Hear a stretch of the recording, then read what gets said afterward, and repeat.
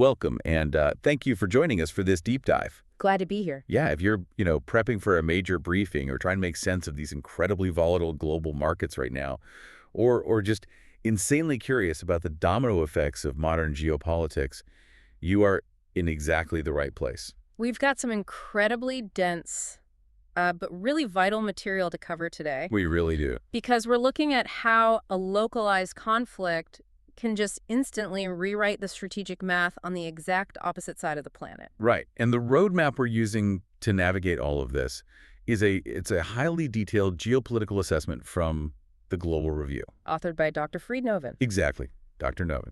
And it's dated March 4th, 2026. The entire focus of this piece is unpacking a really sobering scenario, which is how a major Middle Eastern conflict triggers this massive chain reaction impacting the Taiwan Strait and global energy markets. But the material we're analyzing today involves highly charged, real-world political figures, ongoing military operations, and deeply sensitive international conflicts. Right, we're talking about references to the Trump administration, the late Ayatollah Khamenei, specific U.S. and Israeli military actions. And the governments of both China and Taiwan. Yeah.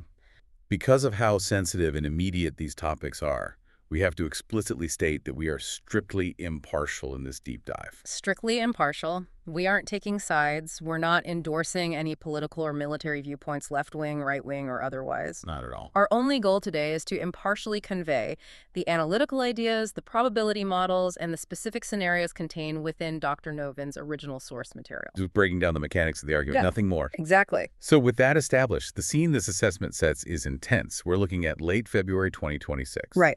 The U.S. and Israel have just launched massive coordinated military strikes on Iran. The operations are dubbed Operation Epic Fury, that's led by the U.S., and Operation Roaring Lion, led by Israel. And the targets were comprehensive, right? Very.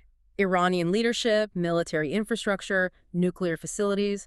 And within hours of the bombardment, the supreme leader, Ayatollah Khamenei, is killed. Which is just a massive shockwave. Absolutely. And the immediate geopolitical fallout from that is the total closure of the Strait of Hormuz to commercial traffic. Global markets just go into absolute freefall. They do. But framing this as just a Middle Eastern crisis totally misses the bigger picture, which is where the concept of a polycrisis comes in. Right, a polycrisis. It basically means these major global arteries are no longer geographically isolated. Right. When the Strait of Hormuz closes, it doesn't just impact the price of the gas you put in your car, though it certainly does that. Oh, definitely. It fundamentally dictates the calculus of the world's superpowers. It forces us to ask if this economic shock will push competing nations into a literal civilization-altering conflict in the Pacific. Okay, let's unpack this. Because the immediate on-the-ground reality in early March 2026 is staggering. You've got at least 150 massive tanker ships anchored outside the Strait of Hormuz, Completely paralyzed. just sitting there.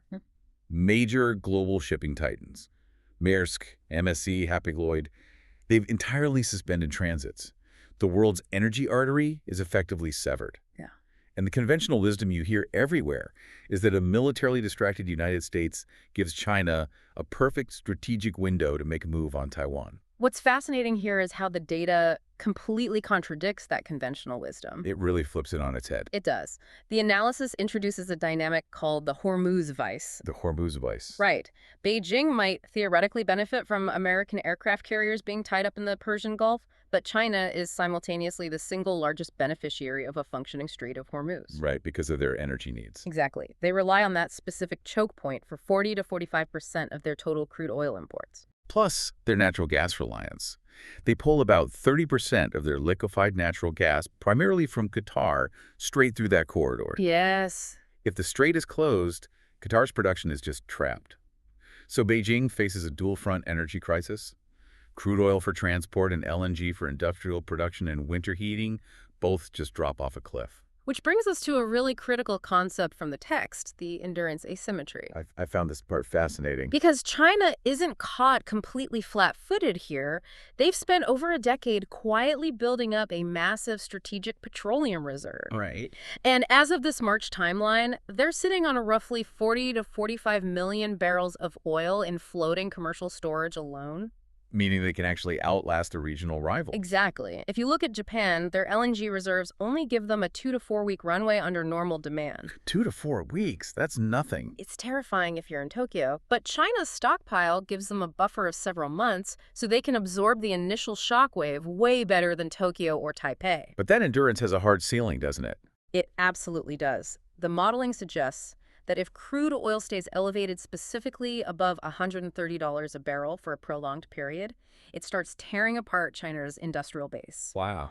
It crushes household consumption, and it threatens the internal domestic stability that the government desperately needs to maintain power. A closed Strait of Hormuz is essentially a ticking time bomb for Beijing's economy. I'm looking at the secondary effects here, too. And the fallout creates a massive windfall for Russia. Oh, massive. If global oil prices skyrocket, Moscow's war economy gets a huge injection of cash. And because China suddenly can't access Gulf oil, they are forced to pivot violently toward Russian energy. Right. Russia already supplies about 20% of China's oil imports. Right. But a Hormuz closure necessitates sweeping emergency supply agreements. It essentially drives Moscow and Beijing into a much tighter, structurally interdependent alliance forged entirely out of energy necessity. Here's where it gets really interesting.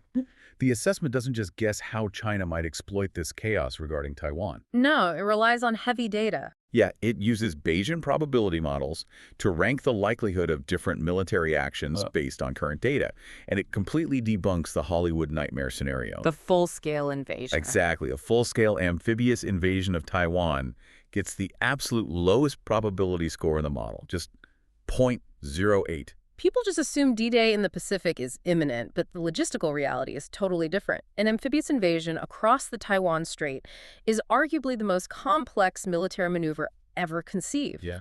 It requires flawless joint command integration, absolute sea and air superiority, and immense institutional stability within the military. Which the People's Liberation Army definitely does not have right now. Yeah. The text outlines some pretty staggering internal turmoil. Massive turmoil. Since 2022, senior officers across multiple branches of the PLA have been purged. Yeah. The analysis specifically notes that in January 2026, top-tier figures like Zhang Yuxia and Liu Zhenli were placed under investigation. When you're continuously removing your most senior generals, you bleed institutional trust. You simply can't execute a million-man amphibious assault when your command structure is in constant flux. So if we're taking an invasion off the board, what's the actual nightmare scenario? The real immediate threat vector is what the model calls a kinetic quarantine. Basically a naval blockade. Exactly. And the probability of that is ranked dramatically higher at 0.42. That makes total sense when you consider Taiwan's Achilles heel. They import 98% of their energy almost entirely by sea. 98%. You don't need to put a single boot on the beaches if you just cut off the fuel. That level of reliance means the island simply stops functioning if the shipping lanes close. China wouldn't even have to declare a formal war. They could just announce safety zones. Right. They declare safety zones in the waters around Taiwan, claiming that the volatility in the Middle East requires them to implement maritime security protocols. Under the guise of administrative safety, the PLA Navy chokes off Taiwan's energy imports. It's economic strangulation completely disguised as traffic control. And their military tech is evolving specifically to enforce this. The deployment of their new Type 09V guided missile nuclear submarine, the SSGN, makes it incredibly dangerous for U.S. carriers to operate in the Western Pacific. He does. Couple that with what the report calls China's drone saturation capabilities, and enforcing a quarantine becomes highly realistic. Yeah, you'll often hear military commentators like Scott Ritter or Douglas McGregor argue that this drone swarm technology and missile saturation give China an overwhelming edge, implying it's just game over for Taiwan. Right. But the assessment firmly caveats that perspective. It points out that while this tech makes a blockade highly plausible, drones don't solve the problem of actually occupying a mountainous, densely populated island. Which goes back to the low probability of a ground invasion. Exactly. This raises an important question, though. How does the global community respond to a slow, methodical strangulation versus a sudden, violent invasion? That is the insidious nature of gray zone warfare, right? A sudden invasion triggers an immediate, unified global reaction. A slow quarantine, framed as a safety measure, creates geopolitical ambiguity. Precise. It exploits the exact endurance asymmetry we just talked about. Yeah. Beijing just sits back and waits for Taiwan's power grid to fail. And while Beijing waits, both the United States and Taiwan are dealing with crippling domestic vulnerabilities of their own. Yeah. The analysis points to the Trump administration's 2026 National Defense Strategy, noting a glaring omission. It completely leaves out any mention of the Taiwan Strait. Which fundamentally alters the concept of strategic ambiguity. The whole point of that doctrine was keeping Beijing guessing about whether the U.S. would intervene. Right. If the U.S. defense strategy explicitly omits Taiwan, Beijing's risk calculus changes instantly. The perceived cost of a blockade just drops. Meanwhile, Taiwan's domestic politics are actively undermining their own defense posture. There's a critical deadline looming on March 15, 2026, for Taiwan to sign 3 major U.S. arms packages. But their legislature is completely gridlocked. The opposition is blocking the procurement. It's like arguing over who pays for the fire insurance while the kitchen is actively burning down. That's a great way to put it. If Taiwan forfeits those weapons because of internal bickering, their ability to resist a blockade collapses.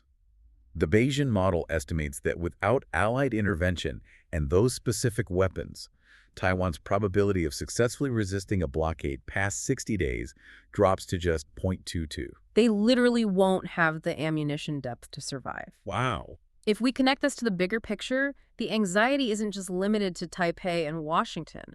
Regional players are watching this unfold with absolute dread. Japan's reaction is particularly visceral in the report. It is. Prime Minister Takaichi has publicly framed a Chinese attack on Taiwan as a survival-threatening situation for Japan. Because of the energy math. Right. We're back to the Hormuz vice. Exactly. Japan relies on the Strait of Hormuz for almost 3/4 of its oil. And as we established, they only have 2 to 4 weeks of LNG reserves.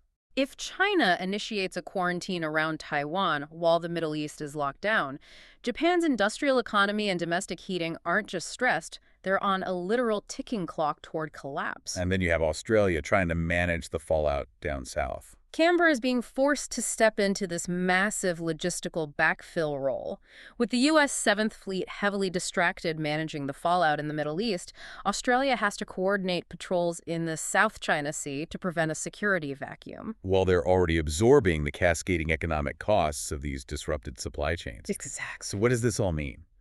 We have a paralyzed Strait of Hormuz, China facing an energy crunch but holding an endurance advantage over its neighbors, Taiwan politically gridlocked over its own defense, and Japan staring down an imminent energy collapse. It's a mess. How do G7 policymakers even begin to untangle a polycrisis of this magnitude? Well, the assessment doesn't just admire the problem. It actually outlines a highly specific 3-track playbook for G7 leaders to prevent a total cascade failure. Track 1 is the energy solidarity architecture. This is purely about neutralizing China's endurance advantage. But how do you do that practically? You can't just manifest natural gas out of thin air. No, you can't, but you can reroute it. The recommendation calls for coordinated drawdowns of the International Energy Agency's strategic petroleum reserves. Okay. And more aggressively, it suggests physically diverting LNG cargoes from the Atlantic basin directly into the Pacific to keep Japan's lights on. That seems like a logistical nightmare. You're talking about forcibly redirecting massive commercial energy shipments mid-ocean to artificially guarantee Japan's supply at pre-crisis prices. It is radical, but the logic is that by underwriting Japan's energy security, the G7 strips Beijing of its primary leverage. I see. China knows it can't simply outweigh Tokyo. A blockade becomes much less attractive. Okay, that makes sense. So track 2 focuses on those delayed Taiwan arms packages, the March 15 deadline. Right. The recommendation here is for the G7 to apply immense pressure on the Trump administration to guarantee the delivery of those weapons, completely bypassing Taiwan's internal legislative timeline if necessary. Wow. They also need to engage directly with Taiwan's opposition parties to force the procurement through. I can see the strategic necessity, but the optics of that are terrible. You have a coalition of massive global powers strong-arming the democratic processes of a sovereign partner. The optics are definitely problematic. But the analysis argues that the G7 cannot allow Taiwan's deterrent posture to degrade simply because of domestic political theater during a global crisis. The stakes are just too high. Which leads us to track 3. Yeah. Managed deterrent signaling. This is entirely about controlling the narrative and the escalation ladder with Beijing. Yes, the G7 must transmit a coherent, unified signal. It has to acknowledge China's legitimate energy anxieties stemming from the Middle East, which gives them a diplomatic off-ramp. while simultaneously making it unmistakably clear that trying to exploit the U.S. distraction will trigger massive economic and military blowback. But the crucial distinction the analysis makes is that the G7 has to clearly separate the penalties for a quarantine versus a full invasion. That's the cornerstone of deterrence. If the penalty for a slow, gray zone economic quarantine is exactly the same as the penalty for a violent amphibious assault, you've completely lost your deterrence credibility. You leave them no reason not to go all in. Exactly. China needs to see a highly specified, graduated response ladder. They need to know exactly which economic sanctions or kinetic military pushbacks will be triggered at every single step, from maritime harassment all the way up to missile strikes. When you step back and look at the whole board, this assessment completely shatters the old paradigms of war. The modern battlefield isn't just troops storming a beach. Not anymore. It's about energy dependencies, the limits of strategic patience, and the ability to ruthlessly exploit your adversary's political gridlock while the world's attention is focused on a completely different hemisphere. It proves that the defense of the rules-based international order is indivisible. You can't just wall off different theaters of conflict. Right. The events in the Middle East, Operation Epic Fury, the death of Khamenei, the closure of Hormuz, these are actively dictating the strategic realities and survival timelines in the Pacific. It's a really sobering reminder that every supply chain and political decision is connected. And if I can leave you with one final thought to mull over, Please do. the analysis makes it clear that a naval quarantine, severing energy imports, is the most likely tool Beijing would use to force Taiwan's capitulation. Right. But consider the practical mechanics of that. If energy blockades and economic strangulation become the normalized weapons of choice in modern gray zone warfare, how long until the private citizens and corporations who actually own and operate these global shipping fleets are forced to become active, weaponized participants in national security? It's a terrifying thought. We may be rapidly entering an era where the line between civilian commerce and military warfare doesn't just blur, it completely disappears. That is a phenomenal point to end on, and definitely something you should keep an eye on as these commercial shipping dynamics continue to shift. Thank you so much for joining us on this deep dive. We hope this breakdown helped you connect the dots between the daily headlines and the deeper strategic currents shaping the globe. Keep questioning the narratives, keep digging into the sources, and we'll catch you next time.